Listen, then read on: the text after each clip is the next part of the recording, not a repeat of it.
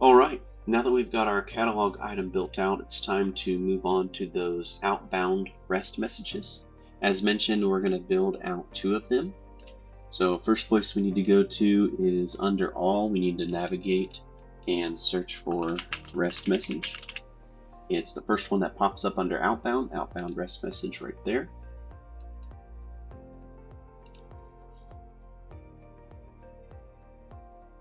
All right, ServiceNow's got some default ones built in. Let's go ahead and click new. And we need to name our REST message. I'm going to keep this pretty simple and intuitive, and I'm going to call it unblock MongoDB.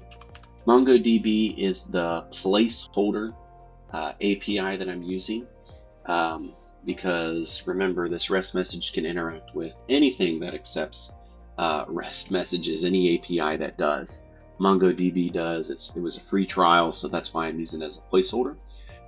There are probably thousands of applications that organizations use across the country that would be able to be interacted with an API.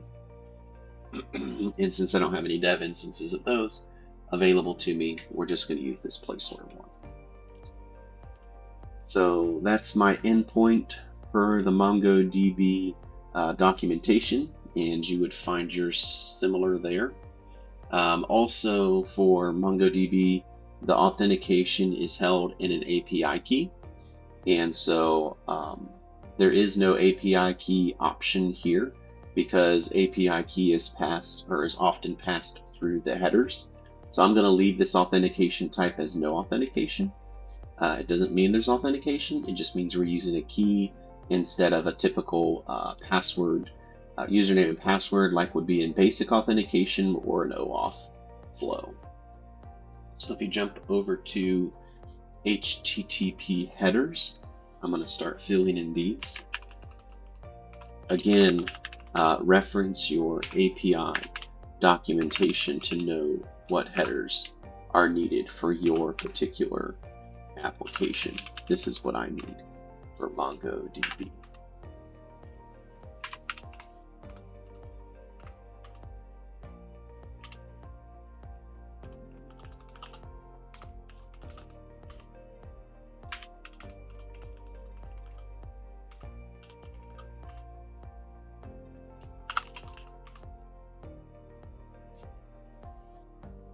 All right, fill in this a little bit more.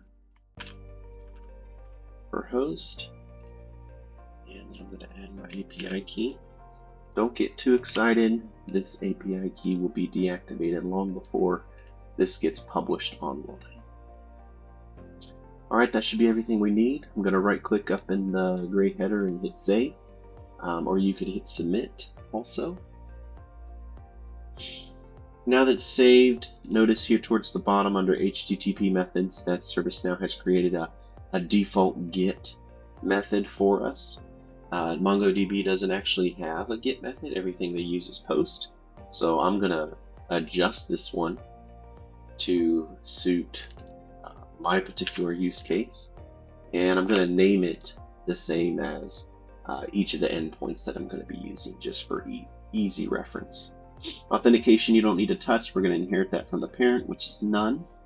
And then I'm going to change this HTTP method to POST, which again is for my particular use case. This may not be for your use case, but for my use case, MongoDB wants a POST even to find users.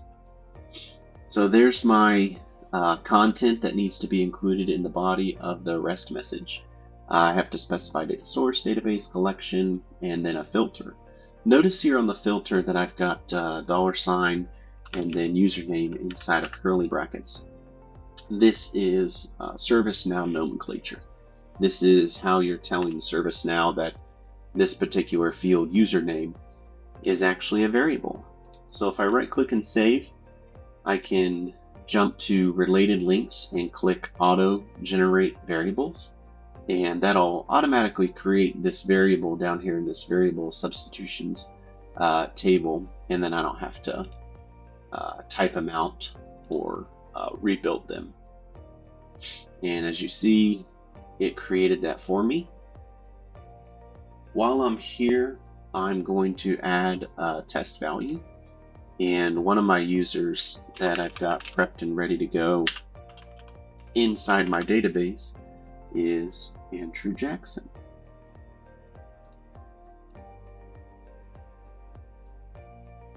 So again, I'm going to save, and then I'm just going to double check myself. Name is good, HTTP method is post. This is find one.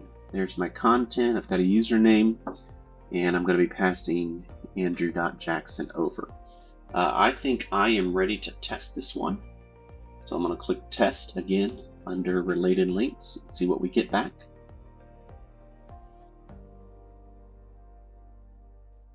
All right, perfect. Got an HTTP status of 200, which is successful. I can see there's my user returned, and I can see his block status returned as false.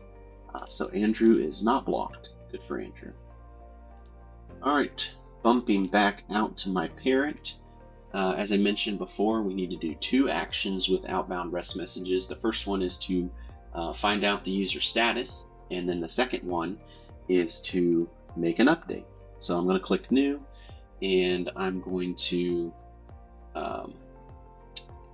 update my endpoint because I'm no longer finding one. Now I need to update one, and again, this is specific to MongoDB. Your endpoint and everything will be different.